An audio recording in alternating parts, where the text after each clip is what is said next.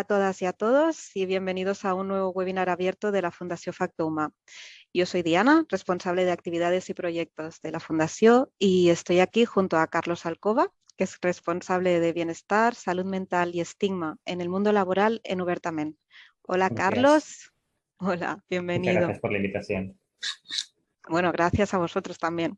De hecho, en este 2022 lo iniciamos con el claro propósito de poner foco en bienestar y salud en el trabajo. Y de hecho, para ello, pues hemos creado un grupo con las organizaciones asociadas a la Fundación, que algunos estáis aquí conectados y algunas estáis aquí conectadas, al que hemos llamado la Comunidad Bienestar, ¿no? Y este es un espacio donde nos encontramos pues periódicamente para abordar pues la salud y el bienestar de las personas trabajadoras desde distintos prismas, ¿no?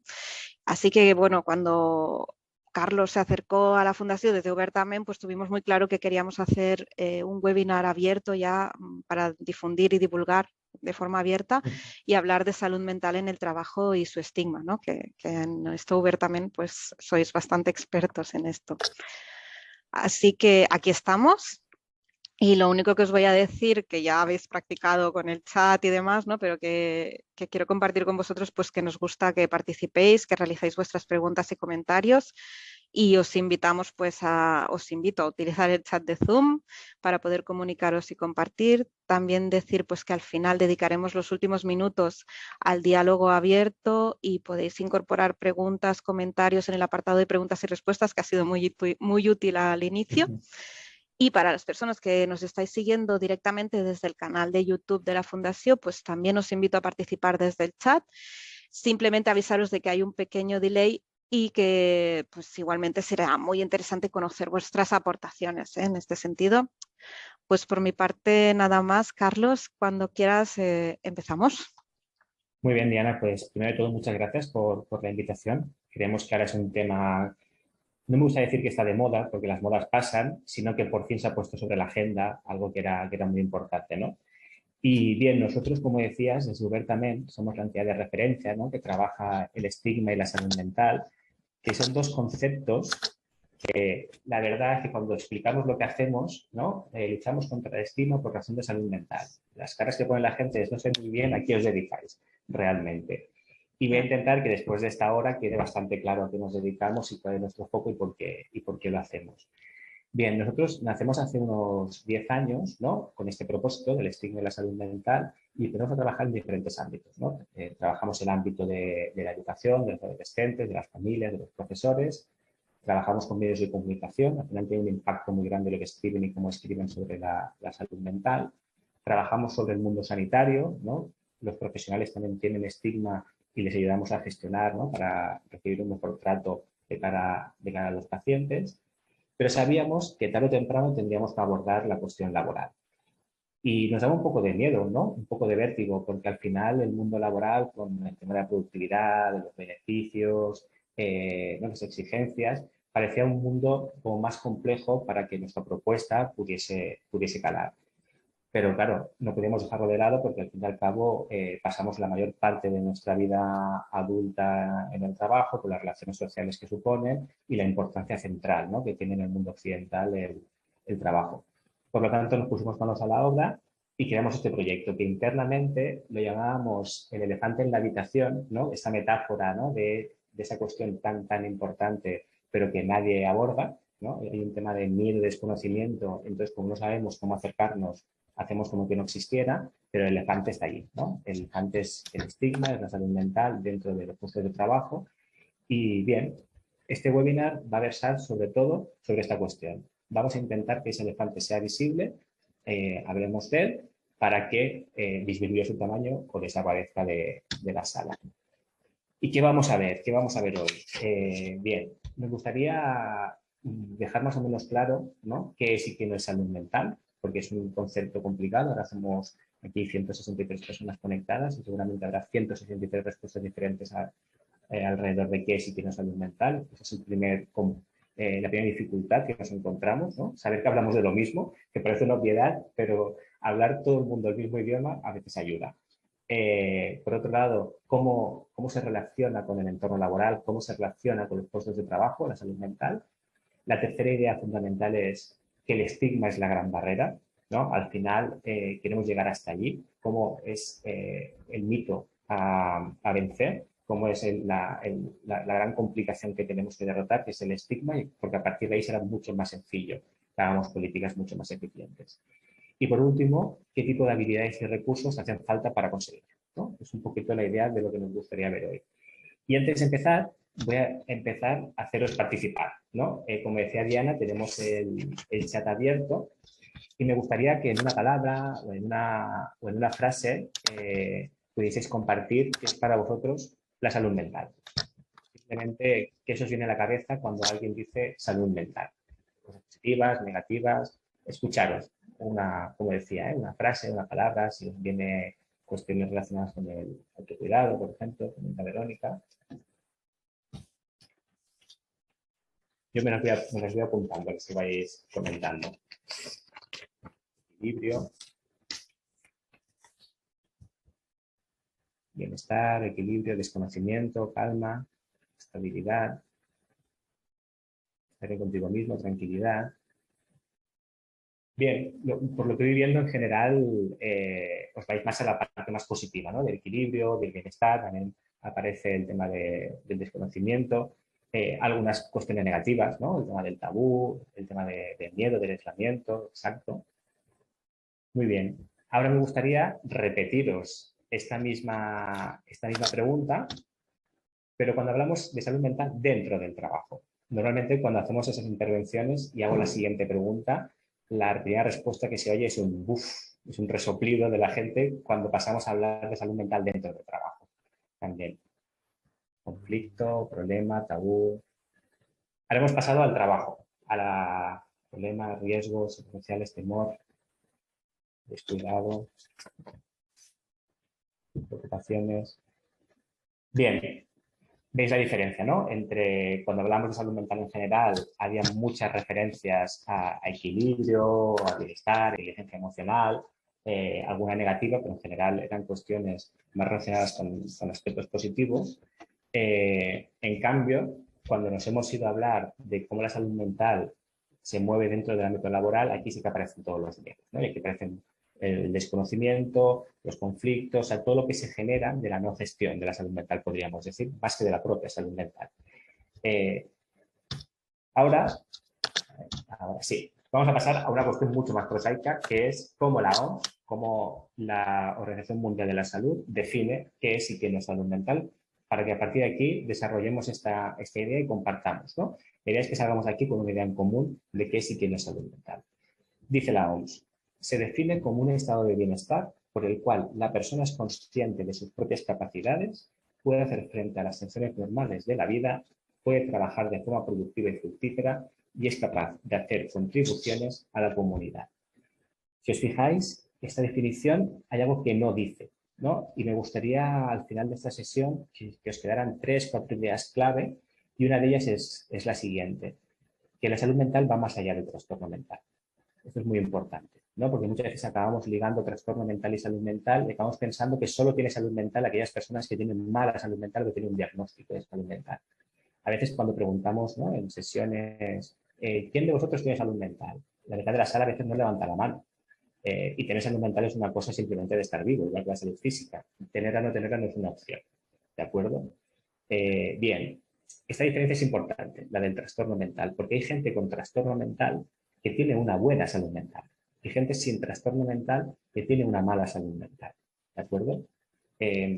Básicamente lo que nos dice esta definición de la OMS es que aquel malestar emocional que condiciona nuestra vida de normalidad, sea la que sea, es cuando podemos empezar a hablar del problema de salud mental, ¿no? Cuando no podemos hacer frente a las tensiones de la vida, cuando no podemos trabajar de forma productiva, cuando no podemos hacer aportaciones a la comunidad. Es importante que tengamos esto claro, ¿no? Que el malestar emocional que nos condiciona la normalidad de la vida se considera el problema de salud mental. Tengamos o no tengamos la etiqueta, tengamos o no tengamos el diagnóstico. ¿De acuerdo? O sea que es importante que dejemos claro qué es y qué no es salud mental para a partir de aquí empezar a movernos. Y otra cuestión que está diciendo esta definición de la OMS, de forma sucinta, cuando habla de productividad y de comunidad, justamente es la relación que tiene la salud mental con el trabajo, ¿no? Al final, productividad y comunidad, capacidades, tienen una relación muy directa, muy directa con el ámbito laboral. Y sabemos unas cuantas cosas de muchos estudios que hablan alrededor de esta conexión entre la salud mental y el mundo laboral. Por ejemplo, ¿qué sabemos? Ahora os voy a decir unos cuantos datos, ¿vale? No es falta que os acordéis de todos, pero para que tengáis en mente alguna información. Sabemos que, por ejemplo, 1 de cada 5 personas trabajadoras actualmente está pasando por un problema de salud mental, ¿vale? Recordar a qué nos referimos por problema de salud mental, ¿no? Ese malestar emocional que no nos permite esa normalidad de vida. 1 de cada 5 personas. Pensar cuánta gente tenéis en vuestras organizaciones y a partir de aquí contar cuánta gente ahora mismo puede estar pasando una dificultad sin que lo sepáis. Hace un tiempo yo hablaba con una empresa que se acercó a nosotros y nos comentaba que su empresa no tenía a nadie con problemas de salud mental. Eran 250 trabajadores. Y yo pensaba, es complicado que no tengáis a nadie. Otra cosa es que no lo sepáis, pero los tenéis. Más información, ¿no? El 60% de los trabajadores ve en riesgo su salud mental tras la pandemia. Más datos. Hasta el 60% de todos los días de trabajo perdidos se pueden atribuir a temas psicosociales. 60% del absentismo. El 20% de todos los managers experimentan ansiedad. Es el porcentaje más alto de cualquier ocupación, de cualquier cargo jerárquico. El 61% entre las mujeres managers tiene problemas para dormir. Y también sabemos que el problema que los managers señalan como el más complejo de gestionar en temas de bienestar o en temas de salud es el tema de salud mental, los temas psicosociales. Es los managers lo que más miedo tienen de acercarse cuando tienen que trabajar este tipo de situaciones. Es un desconocimiento de qué hacer y qué no hacer, qué puedo decir y qué no puedo decir o qué herramientas tengo a disposición. Cuando se les pregunta a los managers qué es lo que más os preocupa de vuestra gestión personal, justamente hablan de salud mental. Y por último, sabemos que el 80% de los directivos les preocupa las cuestiones psicosociales, pero después solo un tercio de las organizaciones tienen políticas en concreto. Todos estos datos, ¿qué nos dicen? Nos dicen, por un lado, que hay una problemática, que directivos, ejecutivos, managers reconocen que hay una problemática, pero que después no están poniendo cartas en el asunto. Es extraño que las empresas sepan que tienen un problema y no quieran trabajarlo. Más que no querer es que no saben. Y al no saber, la solución es una no gestión. Pero eso es un problema, porque o lo gestionamos antes o lo gestionamos después. O sea, no hay una opción de no gestionar. Lo que quiero decir es que una no gestión de los problemas de salud mental o de prevención en su punto inicial nos va a suponer que después tengamos que gestionar temas de absentismo, cuestiones de presentismo. No sé si estáis familiarizados con ese término, pero el presentismo hace referencia justamente con salud mental, pasa más a menudo que con otro tipo de situaciones de salud, que es que la persona trabajadora va a trabajar, va a su puesto de trabajo, a la oficina, a la fábrica, a donde trabaje, y no está produciendo. No está trabajando de forma productiva, no está generando quizá conflictos porque no se encuentra bien. Claro, cuando alguien se rompe una pierna es muy obvio que no puede ir a trabajar, entonces se queda en casa. Pero con su problema de salud mental, como cuesta identificar lo que está sucediendo, como cuesta pedir ayuda, como cuesta decirlo en voz alta, lo que pasa es que la gente sigue yendo a trabajar. Y esto acaba produciendo caídas de productividad, por un lado, y por otro lado, que esta persona, por no pedir ayuda cuando tocaba y descansar quizás 2, 3, 4 días, acaba teniendo la crisis, acaba petando, como decimos, y quizás su baja se convierte en 5 o 6 meses, con los problemas individuales para esa persona, problemas para la relación, problemas para el retorno. O sea, lo que quiere decir que al final el no gestionar la salud mental en un inicio nos obliga a gestionarla posteriormente. Y esta sería la segunda idea clave que me gustaría compartir con vosotros, ¿no? Si la primera es qué es y qué no es salud mental, la segunda, que esto es una cuestión de liderazgo. Esto no va de personas individuales, esto va de organización. Y como son cuestiones de liderazgo, son cuestiones que se aprenden. No podemos dejar en manos de la empatía personal de cada manager o de cada ejecutivo estas cuestiones como pensando es algo que se tiene o no se tiene. No, es ¿no? Dentro de las soft skills es una cuestión que se tiene que incorporar. No podemos tener líderes en el futuro sin que sepan este tipo de gestión y no pueden liderar equipos si no tienen conocimientos que hayan aprendido. Insisto, no es una cuestión de empatía, no es una cuestión de habilidad personal que se tiene o no se tiene, sino que es un entrenamiento de gente que tiene que incorporar dentro de su catálogo de habilidades para gobernar y liderar grupos las cuestiones alrededor de la salud mental. Bien, antes de seguir, ahora os pondré un pequeño vídeo del Marsal, ¿no? Marsal es un activista de Huertanel.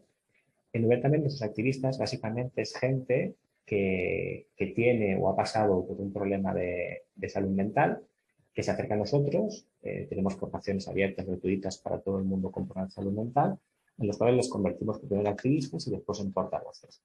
Básicamente nosotros lo que queremos es dibujar, transformar el imaginario colectivo alrededor de la salud mental. Y la mejor forma de hacerlo es a través de historias, de gente que con su historia sean referentes para otros, que vean en un igual y no se sientan en la soledad de pensar que solo esto me pasa a mí, nadie más ha pasado por esta situación y no sé cómo gestionarlo. Y porque el imaginario alrededor de la salud mental es muy perverso y muy negativo. Justamente lo que hacemos con estos activistas es crear un nuevo imaginario diferente colectivo para alrededor de la salud mental. Ahora os traigo este vídeo sobre la historia de Marsal y después comentamos algunas cositas que dicen que yo creo que son muy interesantes.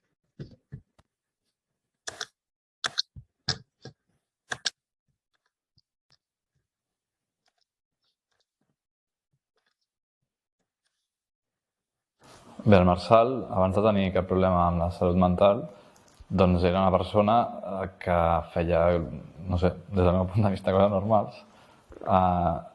Treballava en una consultora internacional, feia esport, m'havia tret una carrera, vivia amb la meva dona, tenia 2 fills, tenia amics, anava de vacances, tenia, no sé, feia les coses normals, no? Estar amb la família, amb els pares, no sé, feia coses bastant estàndards, no? Bastant normals, entre cometes. A mi el que em passava és que quan a la feina hi havia un projecte amb molta tensió, doncs m'anul·lava, em costava dormir, llavors em costava rendir molt més a la feina i el que passa és que sempre ho superava. Fins que va arribar un cop que es van ajuntar moltes coses, potser no era només l'estrès de la feina, potser també eren temes personals. Aleshores jo vaig sofrir una depressió. El que passa és que com que no volia creure, no? Jo dic, serà com les altres vegades, que tinc estrès, que ho pateixo bastant i me'n sortiré. I vaig anar aguantant a la feina, bueno, a la feina i a la vida, no? Perquè també la meva dona ho estava passant malament. A la feina doncs vaig baixar molt el meu rendiment, no dormia, vaig perdre 7 o 8 quilos de pes quan jo ja estava a un pes bastant baix. I a més el meu pare em va dir que estàs molt malament, no has dormit en 2 dies, vull dir, t'has d'anar al metge que et vegi perquè és que no pot ser. I llavors és quan em va dir, tu tens depressió, és que està claríssima. I aquest metge, en lloc de dir-me descansa, em va dir, no, té unes pastilles, que jo crec que és el que hauria hagut de fer, cura't. En lloc de dir-me això em va dir, no, tu aguanta, tu dona unes pastilletes i llavors com això et sentiràs millor, ara ets incapaç de treballar bé, no t'ho plantegis, però amb el temps, amb aquestes pastilles et trobaràs millor i podràs treballar bé. I, bueno, li vaig fer cas, però no vaig poder i vaig agafar la baixa perquè vaig entrar en un estat absolut de bloqueig. I bueno, em pensava que no podria tornar a treballar, no? Però al cap d'un mes em trobava bé, trobava molta força i tot el contrari, no? Em sentia com renascut, com que tot aniria bé a partir de llavors, em sentia molta força, molta energia, vaig tornar a treballar bé, els caps contents. Jo m'estava prenent una medicació que feia que em trobés millor, però no estava curat, el meu cos no estava curat. I bueno, vaig passar no sé exactament quants mesos, però una depressió molt profunda i passant-ho molt malament. Però bueno, llavors vaig decidir donar-me temps, curar-me, no? M'ho van recomanar des de diversos cantons i em van dir és que portes molt temps entrant i sortint i seria millor que t'estabilitzessis. I per fer-ho potser seria millor que fessis una baixa llarga i que canviessis d'hàbits, potser que no treballessis una hora completa. I bueno, vaig fer cas. Llavors vaig estar 6 mesos de baixa, que jo em sentia una mica malament perquè dic, és que no em sento malament. Vull dir, sí que estic deprimit una mica, però no amb la intensitat d'altres vegades, podria treballar perfectament. I llavors, clar, això d'estar 5-4 mesos, que tu tens la sensació que pots treballar perfectament i no estar-ho fent, bueno, jo almenys tenia sentiments de culpabilitat, però bueno, també creia realment que era el millor que podia fer. Quan vaig tornar a la feina, doncs vaig agafar mitja jornada i això no va sentar gens bé a la feina. No els hi va agradar i no van dissimular tampoc. No sé si pel fet de que sigui pròpiament la reducció de jornada o pel fet de tenir un trastorn mental, de dir-ho... Perquè jo el fet d'haver tingut un trastorn mental ho he dit sempre amb molta transparència a la feina. He tingut, en general, bastant bones reaccions al respecte, però el que tinc la sensació és que no se'm tracta amb les mateixes... de la mateixa manera que si tingués una reducció, no tingués reducció de jornada. No? Per exemple, jo sé que hi ha feines que puc fer perfectament igual amb reducció de jornada o no, però que no les puc fer perquè no està ben vist que una persona amb reducció de jornada faci aquest tipus de feines, com dirigir persones o com tenir, no sé, tenir tractes amb els clients perquè els clients volen tenir a disposició a tot el dia, i això ha condicionat la meva carrera, tot i que no m'arrepenteixo gens perquè crec que ha sigut una decisió molt encertada que m'ha ajudat a estabilitzar-me. I a més, internament a la família ens ha anat molt bé, la meva dona gràcies a això va poder canviar de feina. També hi estic molt més amb els nens i això m'agrada. I bueno, em sento que la meva vida té bastant d'equilibri, m'agrada com està, i a la feina, a més, que trobo que les hores que faig rendeixo més. Vull dir, jo quan treballava a la feina, feia de 9 a 7, cada dia, excepte els divendres, era una mica agobiant. Jo m'agobiava, no? Tinc la sensació que soc més productiu que abans, per hora. O sigui, la meva relació de productivitat ara ha augmentat, o tinc la sensació que ha augmentat.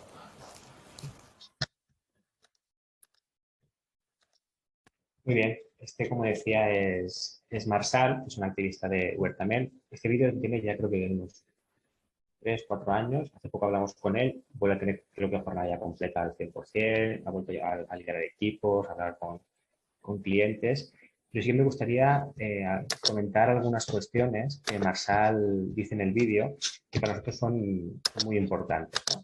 Por un lado, Marsal al principio, cuando empieza a hablar de sí mismo, ¿no? Hace esta referencia de pues, Marsal estudia pareja, tiene hijos, estudia una carrera, trabaja en una consultora. Es curioso, ¿no? Porque esa forma de definirse a sí mismo da a entender que él no forma parte de este tipo de personas que pueden pasar por un problema de salud mental. Son los otros, ¿no? O sea, en el imaginario que se ha reconstruido sobre la salud mental, él no formaba parte de una persona que pudiera pasar por esa situación. Y eso es muy importante, ¿no? Por eso es importante el tema de tener referentes, el tema de que haya personas que hablen de tú a tú y que puedas conectar, decir, vale, esto a todo el mundo le puede pasar, incluso al trabajar más productivo, incluso en momentos, en principio, donde todo está funcionando bien, ¿no? Hay gente que desarrolla un problema de salud mental al tener un hijo, que es una noticia positiva, o con un ascenso. O sea, me refiero que es muy diverso. Entonces es interesante esta conexión y que él diga este tipo de cosas como da a entender que son los otros los que caen, los otros los que están mal. Yo no formo parte de ese nosotros y vosotros, ¿no?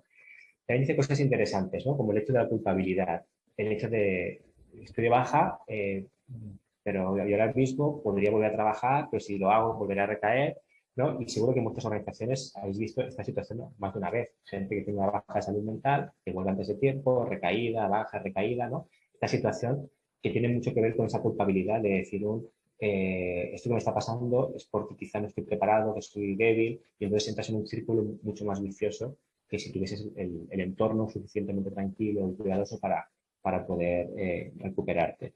Claro, si tú no te reconoces como alguien que está pasando por esa dificultad, cuesta mucho pedir ayuda. También Marsal lo comenta, ¿no? Voy tirando hasta que tenga la baja larga. El saber pedir ayuda y no pedir ayuda también depende mucho de dónde te encuentres y entender que uno mismo puede pasar por esta situación. Creo que la historia de Marsal reúne muchos elementos que quizás no lo dice claramente, algunas cosas, pero que todos podemos llegar a comprender porque seguro que lo hemos vivido en propias carnes o lo hemos vivido con personas en nuestras organizaciones.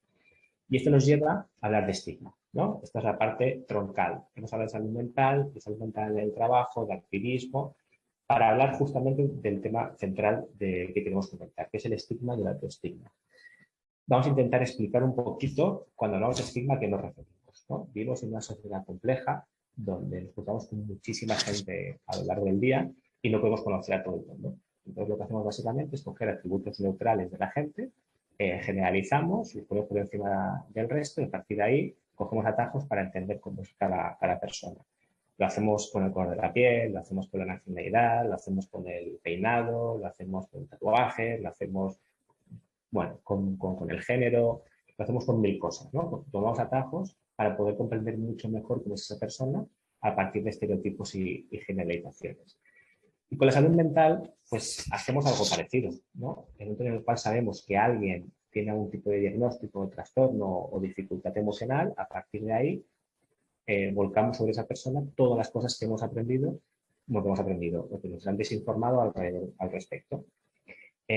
Marshall decía una cosa muy importante, ¿no? Cuando Marshall decía, cuando tuve el diagnóstico pensé, no voy a poder volver a trabajar. En su imaginario, alguien con ese diagnóstico, su carrera profesional se acababa. Y él comprendió que a él iba a pasar eso, porque es lo que sabía de los otros. Independientemente de que él pensara, hubiese capacidades, automáticamente tuvo ese autoestigma que llamamos, ¿no? Que alguien con un diagnóstico o alguien con una dificultad acaba incorporando por culpa de todo este trabajo. Por eso decimos, ¿no? Que para mí la tercera idea clave, la más potente que me gustaría que quedase recogida, es que el estigma es la gran barrera y que el estigma es una cuestión social, no individual. Me explico. Cuando una persona, ¿no?, tiene un diagnóstico y esa misma persona se encuentra con su familia, quizás su familia lo que hace es, estoy generalizando, sobreproteger, infantilizar. Esa persona va a un entorno de amistades y quizás las amistades lo que hacen es desaparecer. Y esa persona se va a un entorno laboral y quizá en el trabajo lo infraocupan o incluso llegan a despedirlo. O sea, lo que quiere decir es que tienen actitudes y comportamientos diferentes, depende del entorno donde te encuentres. Por eso no depende de la persona, sino del entorno social en el cual estamos. Y eso es muy importante, ¿no? Por eso Robert también decía que trabajamos por ámbitos, ¿no? Educativos, sanitarios, medios de comunicación, porque cada ámbito en concreto tiene unas especificidades a trabajar, porque al final es una cuestión cultural y social. Y si hablamos de empresas, hablamos de cultura de empresas. Igual que antes hablábamos que era un tema de liderazgo, esto es un tema de cultura de empresas. Y son justamente los líderes los que tienen más peso en las transformaciones culturales dentro de las organizaciones. Dentro de una jerarquía, la gente que acaba de entrar más de base no tiene capacidad de transformación de la cultura como la puede tener un manager, un directivo, un ejecutivo, ¿no? Por eso es muy importante que tengamos presente que es cuestión cultural, que por mucho que pongamos mecanismos de ayuda de temas psicosociales, ¿no? Esto también lo hablaba con una empresa con la que estuvimos colaborando, que decía, es que durante la pandemia pusimos servicios de psicología 24/7, 365 días al año, no solo para las personas trabajadoras, sino también para los entornos familiares, pusimos protocolos, activamos una aplicación de ayuda y nos decían, y nadie la usó, nadie de la plantilla. Eso sí, después pasábamos encuestas sobre qué necesidades tenía al respecto y todo el mundo pedía las cosas que ya estábamos haciendo. O sea, la gente pedía algo que después no utilizaba. Y justamente este gap que existe es por el tema cultural, es por la cuestión del miedo, de cómo voy a acercarme yo a un servicio de ayuda psicológica de mi empresa, porque como se enteren, eso quizá supone, como decía Marshall, el fin de mi carrera. Quizá a partir de ahora me dejan de dar tareas. Quizá a partir de ahora me preocupan.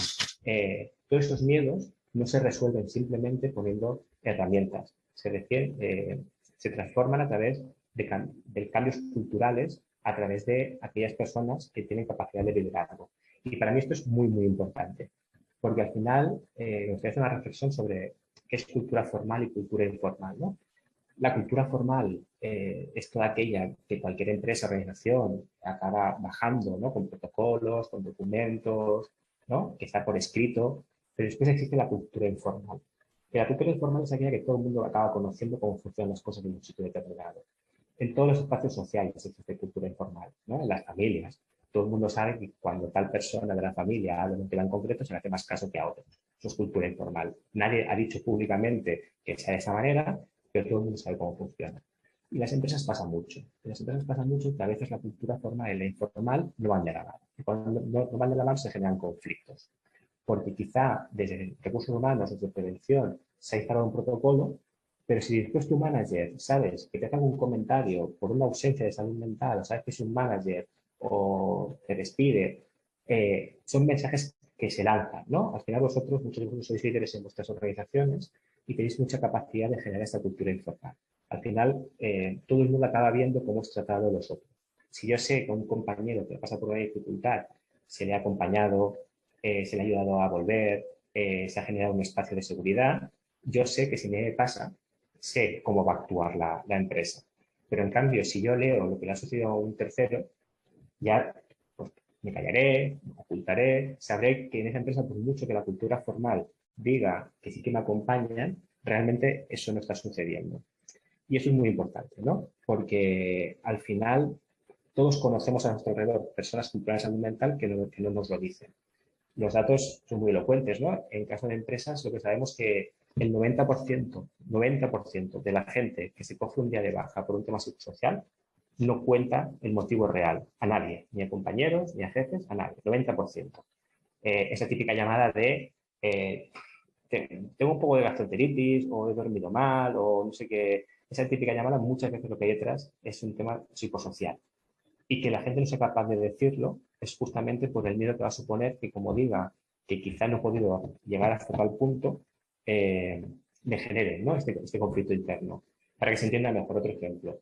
Un gobierno puede hacer una ley en contra de la discriminación. Eso es cultura formal, pero al día siguiente la discriminación no desaparece de las calles, ¿no? La cultura informal se trabaja desde otro punto de vista. Eso también nos lo comentaba en una empresa con la que trabajamos, que decía, ponía el ejemplo de los permisos de paternidad, ¿no? Los de paternidad y maternidad ahora son idénticos, pero no se cogen de la misma manera. Es más, los de paternidad se cogen por debajo de los meses que permite la ley, ¿vale? Porque muchos hombres saben que en sus empresas está mal visto que se cojan todos los permisos. Entonces, justamente la cultura formal es que se puede, pero la informal es la que generamos nosotros. Y con la salud mental eso es importantísimo. Si alguna idea, ¿no?, de las 3 o 4 que quiero compartir tienes que llevar de aquí, para mí es esta. El estigma es una cuestión cultural y si no lo trabajamos, todas las políticas que hagamos al respecto serán poco eficientes o fracasarán. Porque la gente no pedirá ayuda, la gente no accederá a los protocolos, no accederá a las aplicaciones, no accederá al psicólogo o a lo que hayamos puesto dentro de la compañía. Ahora os quiero poner otro vídeo, este es muy cortito, que es de Time to Change. Time to Change es una organización británica que también se dedica como nosotros al estigma y salud mental, y hace un tiempo hicieron este pequeño vídeo que explicaba mucho mejor a qué nos referimos cuando hablamos de estigma y salud mental.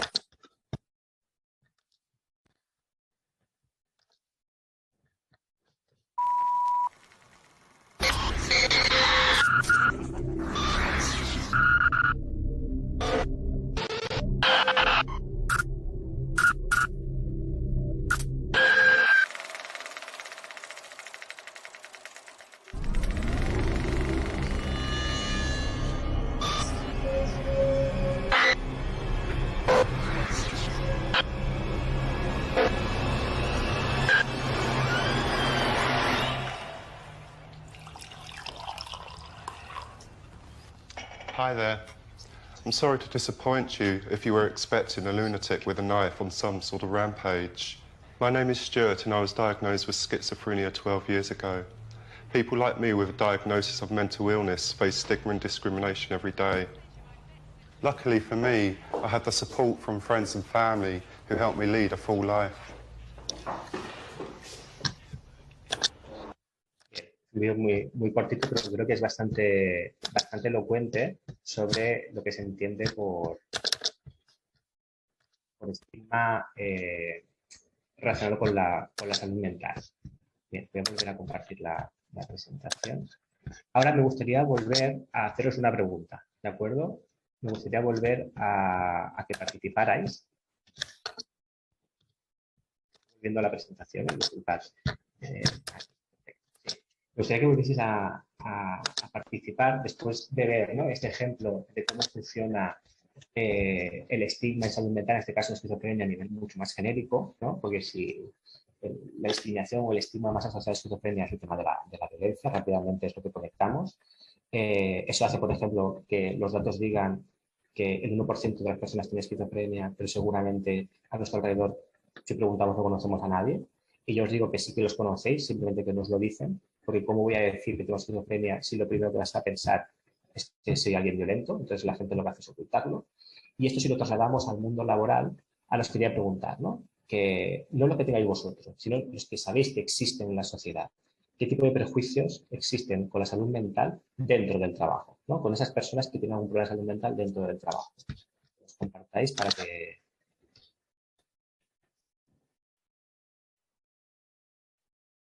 Poca productividad, agresividad, bajas,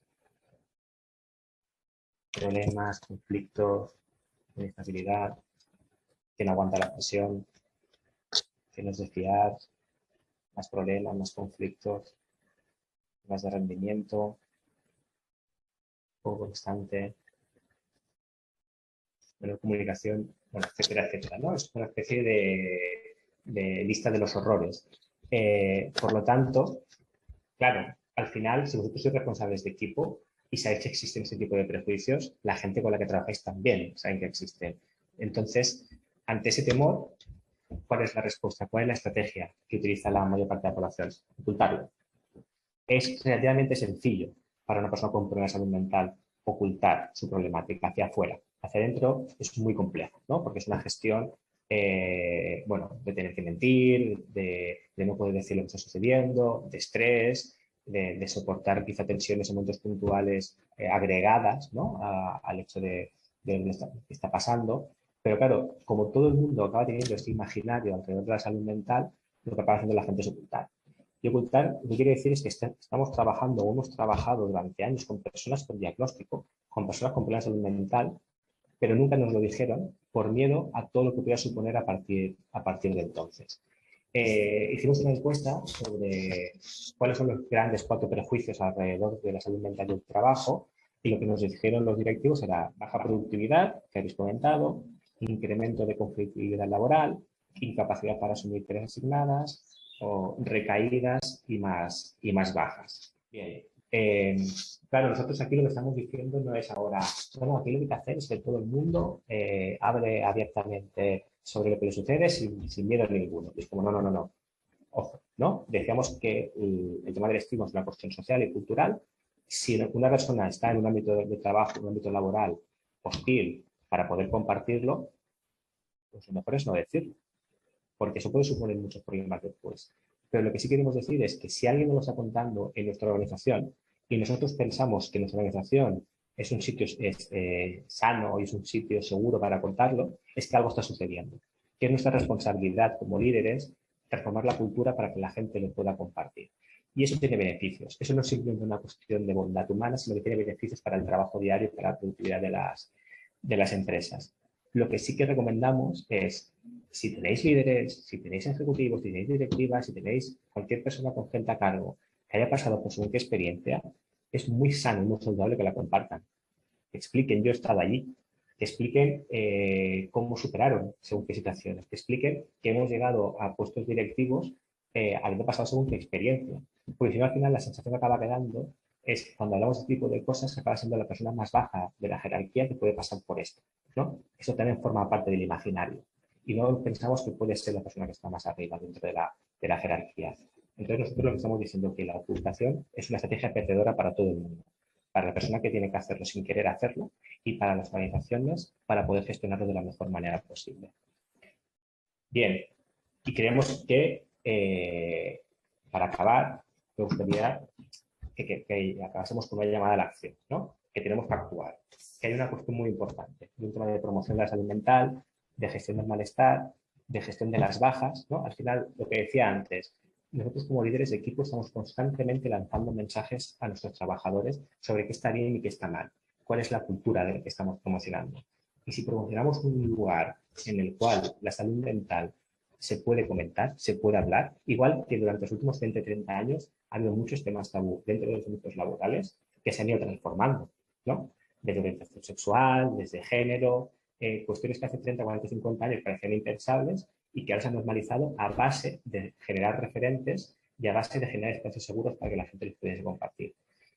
Insisto, esto que decimos no es simplemente una cuestión de bienestar para las personas de forma individual, ¿no? Hablamos de beneficios productivos, hablamos de que las empresas tendrán disminución de conflictos, disminución de la rotación, disminución del absentismo, disminución del presentismo, etcétera, etcétera, etcétera, etcétera. O sea, construir puestos de trabajo donde el estigma desaparezca a nivel de salud mental acaba teniendo unos beneficios globales para toda la organización. Y es muy importante, eso es otro de los puntos clave que quiero que os quede aquí como muy marcado. Después lo repasaré, me quedan 4 para poder compartirlos mejor. Que es el hecho de que tenemos que ir más allá de sensibilizar. O sea, a veces nos quedamos en el awareness, ¿no? En sensibilizar. Y nosotros insistimos mucho en cambiar comportamientos. Voy a poner un ejemplo que creo que se entiende mejor. Si preguntamos a la población en general si se definen como machistas, la inmensa mayoría de la población te dirá que no soy machista, ¿no? Estamos sensibilizados con que el machismo es una cuestión negativa. Pero en cambio, si a esas personas les preguntamos en concreto si tienen alguna actitud o comportamiento machista en particular y se lo comentamos, quizás sí que nos dirán, esto sí que lo hago.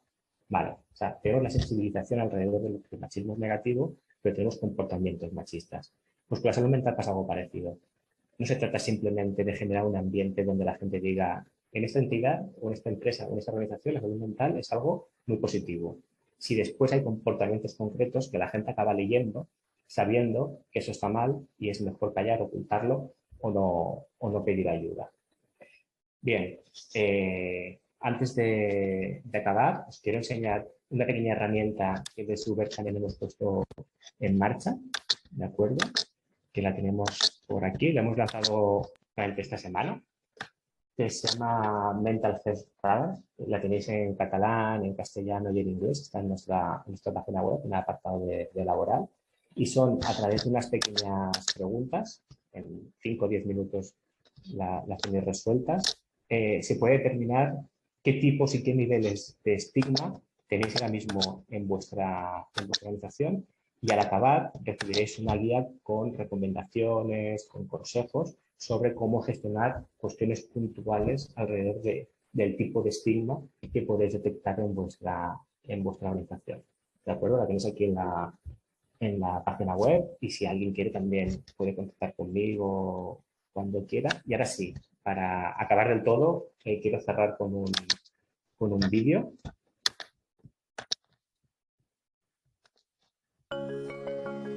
Imagina un món sense estigmes.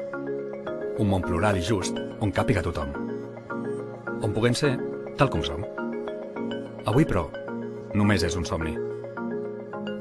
L'estigma social és una situació greu, a la qual s'enfronten cada dia les persones amb problemes de salut mental.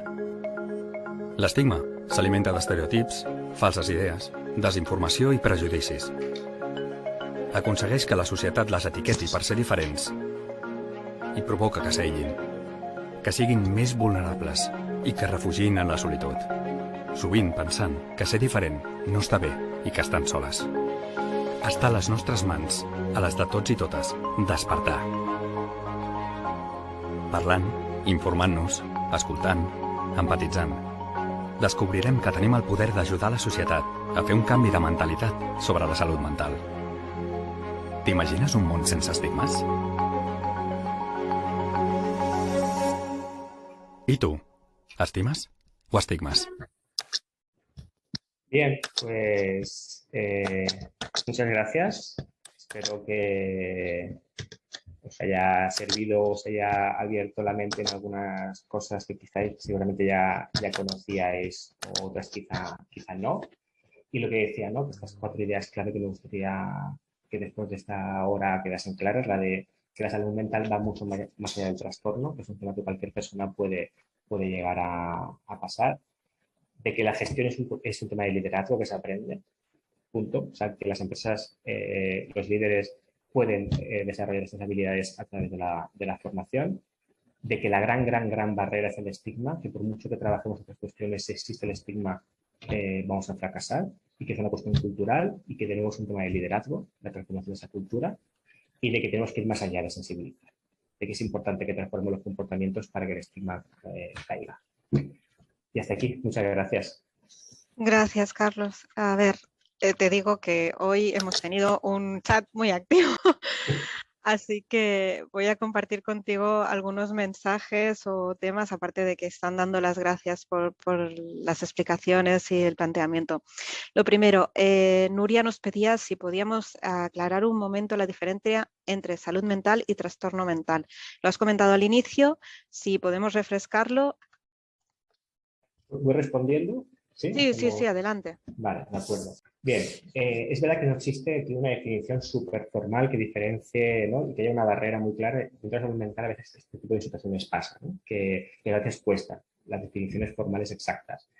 Nosotros lo que transmitimos es que, cogiendo lo que dice la OMS y nuestro aprendizaje, es que al final aquel malestar emocional que se traduce en una dificultad para sobrellevar la normalidad de la vida, sea la que sea de cada uno, a partir de ahí podemos considerarlo un problema de salud mental, ¿no? Otra cosa es que después ese problema de salud mental tenga unas características definidas que un profesional sanitario acabe diagnosticando con una etiqueta, con una serie de tratamientos o lo que considere. No existe un poco la diferencia entre el trastorno, que es la etiqueta, que es el diagnóstico, con el problema de salud mental, que no deja de ser ese malestar que cualquier persona desarrolla, que le impide. Eso es muy importante, porque el malestar tenemos todos. El malestar es una cosa de estar vivo, es imposible no tener malestar emocional en nuestra vida en algún momento. Pero cuando ya nos impide un desarrollo normal de la vida, lo podemos considerar problema de salud mental. Gracias. También, bueno, se ha generado bastante debate en torno al vídeo de Marsal. Bueno, claro, él compartía precisamente esa reducción de jornada. Comentaban, pues, el gran hándicap que hay en España a la hora de conciliar, el presentarismo, ¿no? Un poco han salido todos estos temas. Luego el hecho de que la reducción de jornada, si no hay hijos en medio, también puede ser muy difícil, por no decir casi imposible, comentaba Noelia Alonso.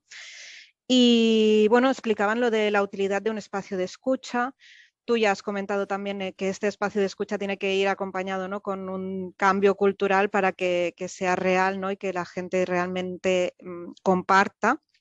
Y esta forma de compartir abiertamente con personas directivas, que creo que puede ser un paso, ¿no?, un primer paso para animar al resto. Bueno, si quieres comento, Sí. hace poco estuvimos con Marsal, porque estamos preparando nuevos temas con diferentes personas dentro de este ámbito, y él nos decía que cuando él dijo, ¿no?, abiertamente habló de su problema de salud mental, que le vinieron directivos o ejecutivos a explicarle a él, yo también pasé por segunda situación, yo también viví con esto, y él se quedaba en plan, ¿y por qué no habéis explicado antes, ¿no? Esa falta de referentes. Y también explicaba cómo ahora la gente más joven sí que está cambiando y que sí que está explicando de forma mucho más abierta su situación, porque ahora sí que existen mucho más referentes, ¿no? Es como una especie de ola que cada vez se va recargando con ella misma. Y lo de, por ejemplo, ¿no?, lo que decía de la reducción de jornada, ¿no? Marsal cuenta que él intentó una reducción de jornada sin pasar por la parte de paternidad, ¿no? Simplemente vamos a negociar un nuevo contrato y tal. Y la empresa, bueno, acabó de verlo de todo claro, entonces tuvo que utilizar la carta de tener hijos, ¿no? Si no tienes hijos, esa carta no puedes utilizarla. Pero sí que es verdad que es una buena práctica que podemos incorporar en nuestras empresas, justamente, ¿no? El hecho de reducciones de jornada por tema de salud mental de forma temporal. Nosotros siempre decimos que hay adaptaciones que siempre hay que plantear que pueden ser temporales y volver a sentarse con la persona, cómo está yendo, está mejorando. Claro, nuestro sistema de bajas a veces es un poco complejo porque un día estás al 100% de no trabajar y el día siguiente tienes que trabajar de jornada completa. Y a veces esas incorporaciones hacen que la gente quizás se incorpore más tarde. Si tuviésemos capacidad interna en nuestras empresas de manejar esas incorporaciones de forma progresiva, incluso la gente volvería antes a trabajar, porque tendrían más espacio, ¿no?, para recuperarse de forma adaptada. Bueno, ahí tenemos todo un campo para trabajar. Pues sí, la verdad es que sí. Luego también se ha comentado que muchas veces las enfermedades mentales se acaban somatizando en otras enfermedades y eso es lo que ven a nivel de empresa. Y aquí también se ha generado un poco de debate y de respuesta al tema. No sé cómo lo ves tú desde Ubertamen. No sé si entiendo muy bien la pregunta a que se refieren. Entiendo que desde el punto de vista de que puedes tener una enfermedad mental y acabar generando otro tipo de enfermedades a partir de ahí. Cualquier otro tipo, o sea, aquí no hay mucha más diferencia, ¿eh? Al final es importante, ¿no?, entender que otro de los prejuicios que tenemos alrededor de la salud mental que es una cuestión crónica y perenne. ¿no? Y por eso antes al principio insistía, ¿no? Que hay gente con trastorno mental que tiene una buena salud mental. Hay gente que tiene la etiqueta del diagnóstico. Por ejemplo, tenemos un activista que tuvo un brote psicótico de trastorno bipolar desde hace muchos años, pero lleva como 10-15 años que no le ha vuelto a pasar nada. Esa persona tiene un diagnóstico, y pero él no puede decir que tenga mala salud mental, ¿no? Entonces, por eso que entendemos esa diferenciación a veces, ese prejuicio de que alguien con una enfermedad mental vaya a desarrollar otro tipo de situaciones, es porque entendemos que alguien con esa situación de forma crónica, ¿no? Y puede ser, es mucho más diverso. O sea, lo que decimos es que escapemos de aquello de imaginario compartido y abramos más. Que esa situación puede suceder, no negamos que suceda, ¿eh? Puede suceder, pero que no nos centremos en el caso mínimo, sino que hay otros muchos más que estamos olvidando o que la gente está ocultando porque enfocamos mucho al caso extremo. También pregunta, sí, sí. También preguntan desde YouTube, Ana, ¿cuántos Marsals creéis que hay en vuestras organizaciones? Lanza ahí la pregunta, si queréis. Es una gran pregunta, sí, es una gran pregunta. Luego pedía a Elizabeth si hay alguna bibliografía acerca de salud mental en el trabajo que puedas recomendar. Hay muchos informes, muchos papers, nosotros trabajamos con mucha documentación bibliográfica. Sabemos que en el mundo anglosajón hay mucho, ¿no? Ahora nosotros justo estamos trabajando un estudio propio porque falta mucha información aquí en Cataluña y en el resto del Estado. Pero sí que es verdad que yo recomendaría buscar temas sobre todo de Canadá, Australia o el Reino Unido, que ahí sí que hay mucha información. Alguno en concreto no sabría decirte porque hay multitud de papers y documentos al respecto, sí. Bueno, comentaros que en relación a esta encuesta os la haremos llegar en breve porque colaboramos con Uber también para poder hacer difusión y que podáis contestarla los que nos seguís. Entonces, me pregunta una persona que no quiere decir el nombre, ¿creéis que las empresas están dispuestas a invertir en salud mental de sus plantillas, en la salud mental de sus plantillas? Ya están invirtiendo con la no gestión, como comentábamos antes. Me refiero, no es una cuestión de querer o no querer, sino que ya te está sucediendo. Otra cosa es que reducir esa inversión colocando el dinero en un sitio donde sea más productivo para trabajarlo, pero que ya estás invirtiendo dinero es una realidad. Mira, nos están pidiendo el enlace al cuestionario, que no lo encuentran en la web. Lo puedo compartir en el chat. Al entrar en la web, pone laboral arriba y cuando hay un desplegable. Igualmente lo puedo poner por el... Y también nos proponen tema para el próximo webinar, ¿eh? También te digo, Carlos, la vuelta al trabajo y las adaptaciones y opciones para volver después de una baja, entiendo, por temas de salud mental. Eso es lo que trabajamos nosotros dentro de las organizaciones. O sea, si nos quiere contactar, nosotros nos dedicamos básicamente a ayudar a las empresas porque al final depende mucho de cada empresa, de cada organización. Nosotros cuando trabajamos con compañías, lo que hacemos antes de nada es pasamos una encuesta para conocer exactamente en qué punto están sobre estima de salud mental y a partir de ahí saber qué trabajar y cómo podemos trabajarlo. Pero justamente lo que nosotros acompañamos a líderes y a managers de equipo a poder llevar a cabo esa transformación.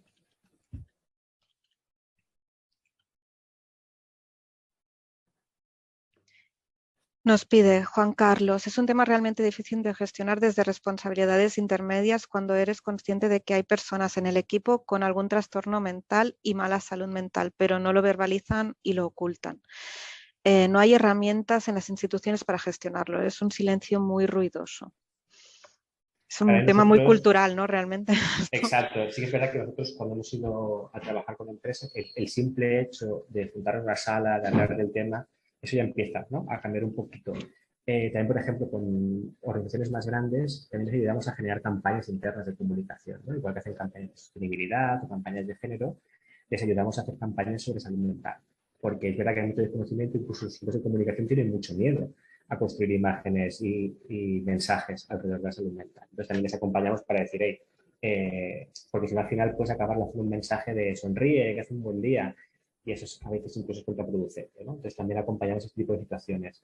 Lo que decimos es que es un cambio cultural lento. O sea, no esperemos que de un día para otro, pero sí que el hecho de que se hable del tema, eso ya empieza. Ese es un inicio muy, muy, muy importante. Y eso, lo que decía también durante la intervención, que si nuestros managers, directivos y demás han pasado por diferentes situaciones, compartirlo es que es esencial, porque lanzas un mensaje muy potente de yo he estado allí. Sí, hacer camino andando, ¿no? ¿Qué se dice? Exacto. Vale, Rosa a nivel también positivo dice que le gusta pensar y decir que si las organizaciones estamos preparadas para atender cuestiones de salud mental, vamos a poder atender pues muchas otras situaciones, pues como estigma, apoyos, diversidad, conciliación, cuidado, entornos saludables en general, ¿no? Y al final, pues eso, manejo de relaciones y equipos, bueno, que va mucho más allá, ¿no? del foco en salud mental. También nos preguntan, ¿qué ocurre cuando tu mala salud mental te la provoca tu jefe, tu trabajo o tu organización? Ese es un problema importante, está claro. O sea, nosotros siempre decimos que las empresas tienen mucho peso en generar bienestar, ¿no? Que siempre pensamos que las empresas son generadores de malestar, que eso es cierto, pero también es verdad que son generadores de bienestar. Al final tenemos relaciones sociales, gente que nos cae mejor, proyectos que salen, ciclos económicos. O sea, que hay toda una serie de cuestiones dentro del trabajo que generan bienestar. Pero sería absurdo negar que también hay una parte importante del malestar. Ahora no tengo los datos, pero me sonaba que entre un 20 y un 30% de los problemas de salud mental en España son derivados directamente del ámbito laboral. O sea, hablamos de un porcentaje muy alto de personas que están pasando dificultades por culpa de que sus empresas no son saludables. Pero eso es un tema que conocéis y que estamos trabajando, ¿no? Y que con vuestro grupo de trabajo, pues, justamente, Sí. generar empresas saludables es una cosa esencial, está claro. También nos preguntan por cursos para mandos en referencia a aprender estas competencias relacionadas con la salud mental y la de sus trabajadores. No sé si vosotros mismos los tenéis o me suena también, nosotros colaboramos con Federación Salud Mental Cataluña, que en el territorio también ofrece cursos en este sentido. Pero Carlos, adelante. Sí, y nosotros sí que ofrecemos este tipo de formaciones. Bueno, tenéis mi contacto a través de LinkedIn, a través del correo electrónico, si me queréis contactar al respecto. Y si nosotros vamos a empresas y trabajamos justamente este tipo de formaciones muy dirigidas primero, como decía, a líderes, a managers, ejecutivos, también para equipos de base, ¿no? Pero siempre de arriba a abajo, porque entendemos que el cambio tiene que ser de arriba a abajo, si no funciona. Hacemos acompañamientos para temas de campañas de comunicación internas al respecto y también estamos incorporando otro tipo de cuestiones sobre estigma y salud mental, ¿no? Sobre, por ejemplo, autocuidado dentro o autodetección dentro del ámbito laboral, temas de prevención del suicidio y el estigma que hay dentro del trabajo, o temas de gestión, por ejemplo, del burnout, ¿no? del estrés y de equipos que están quemados. O sea, todo ese tipo de formaciones sí que las trabajamos con las empresas, siempre desde la perspectiva del estigma, que es muy importante, porque a veces nos vamos directamente a eso, como decía antes, a contratar al psicólogo, pensando que esa ya es la solución y después la gente no va a utilizar. Entonces, decimos, el primer paso es el estigma. El resto es mucho más sencillo que llegue. Pero si me contactáis, no tengo ningún problema en que hablemos y explicamos qué es lo que hacemos. Muy bien. También, bueno, comentaba Silvia, por ejemplo, que en las revisiones médicas de trabajo también debería mejorar y profundizar en los temas psicosociales y no tanto solo centrarse en temas físicos, ¿no? Claro, ahí, bueno, es el entorno, ¿no? La sociedad, todos los actores, ¿no? Que se impliquen a poner el foco, ¿no? En esto. Al final es un tema de demanda, ¿no? Sabemos, por ejemplo, creo que Deloitte había hecho una encuesta a nivel mundial que no sé el porcentaje de generación Z millennials, ¿no? La gente más joven, no sé qué porcentaje, no recuerdo ahora, disculpad, demandaba estas cuestiones a la hora de elegir empresa en la que trabajar. O sea, que eso también obliga a las empresas a decir, estoy dejando escapar talento si no me pongo las pilas al respecto. O sea, que aquí, por ejemplo, antes se ponía que había gente de mutuas, ¿no? Seguramente ellos también están dando esa petición por parte de las empresas que se está incrementando. Y se va a incrementar cuanto más normalicemos, ¿eh? O sea, este tipo de cosas es lo que hace que se incremente las peticiones y se incremente bueno, entender que la salud mental forma parte de nuestra vida. Es inherente. Vale, a ver. Es que tengo otra pregunta. En cuanto a la gestión de situaciones individuales, la salud forma parte de la intimidad de la persona. Artículo 18.1 CE. No es obligatorio comunicarlo y el derecho protege al trabajador, puesto que se puede ser usado en su contra. ¿Creéis que es mejor exponer esta situación en estos casos? Claro, tema de la intimidad a la hora de compartir. Claro, aquí dos cosas. Por un lado, es verdad que las bajas, por ejemplo, son confidenciales, pero todos hemos trabajado en empresas y todo el mundo acaba sabiendo, todo el mundo por qué está de baja, excepto cuando es salud mental. Cuando es salud mental es ¿por qué tal persona no está trabajando? Está de baja. ¿Por qué? Y nadie lo sabe. Normalmente cuando alguien no lo sabe es que es salud mental. Porque si te ha roto una pierna, la gente lo acaba explicando o lo acaba contando, ¿no? Lo digo porque sí que es cierto que hay que respetar mucho la confidencialidad, que está muy centrada en proteger al trabajador y eso hay que mantenerlo. Lo que nosotros decimos es que si generamos el ambiente para que se pueda explicar y acompañar, que al final esa persona lo dirá con más o menos tranquilidad, igual que dicen que tiene otro tipo de dolencia. O sea, que el foco no hay que ponerlo individualmente en aquella persona que ha querido o no ha querido decirlo, sino el foco hay que ponerlo en el espacio para que se dé que esa persona pueda contarlo, ¿no? Insistir mucho en ese tipo de cuestión sobre la cultura. Y preguntan, sé que estamos fuera de tiempo ya, pero bueno, yo creo que la gente está muy interesada, hay muchas preguntas y comentarios. ¿Cómo pueden las empresas fomentar la prevención entre sus plantillas? Yo, bueno, es que tampoco insistir, ¿no? Pero primero de todo sería conseguir generar un ambiente donde la salud mental fuese algo normal, de lo que se habla y se comenta, y que los jefes de equipo, líderes y managers generasen espacios de trabajo y ambientes en los que eso pudiese elevarse, y ahí empieza la prevención, empieza ahí.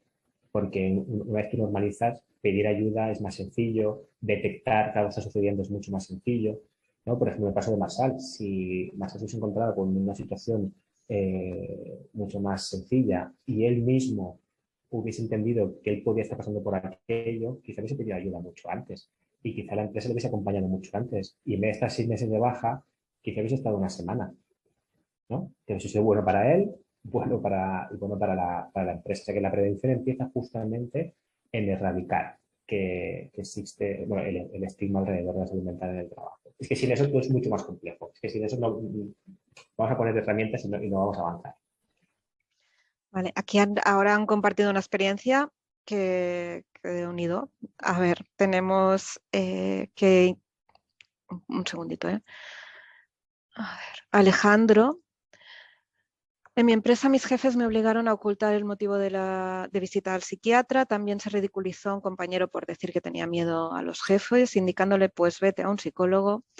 ¿Qué podríamos hacer en estos casos? Aquí estamos hablando ya de un tema de mobbing, ¿no? O un tema de discriminación mucho más directa. Aquí sé que hay otras entidades que trabajan al respecto de este tipo de cuestiones, incluso son temas laborales, ¿no? De derecho, quiero decir. Claro, nosotros ahí no entramos tanto en esas cuestiones más particulares de discriminación directa. Pero sí que, por ejemplo, si alguien ha pasado un proceso mental, algún tipo de situación de este tipo, sí que les invitamos a convertirse en activistas y que expliquen su relato y su historia. O sea, nosotros no vamos a la empresa en particular a hacer una demanda ni a trabajar al respecto, porque creemos que no es nuestra tarea, pero que si alguien ha vivido esa experiencia, sí que pedimos que nos acompañe y la pueda compartir, pues si hay alguien más que ha pasado por eso, que no nos piense que no está solo. Eso para empezar es muy importante. Muy bien. Pues yo creo que ahora está la cosa más tranquila, así que muchas gracias, Carlos. También muchas gracias pues a todos y a todas los que estáis conectados y nos habéis seguido este ratito de más también. Quiero deciros pues que nos vemos en próximas actividades, obviamente. Recordad que podéis seguir a la Fundación mediante boletines en redes sociales. Estamos en LinkedIn, en Twitter, en Instagram, en Facebook. Y bueno, gracias de nuevo, gracias Carlos y hasta pronto. Muchas gracias. Buenas tardes.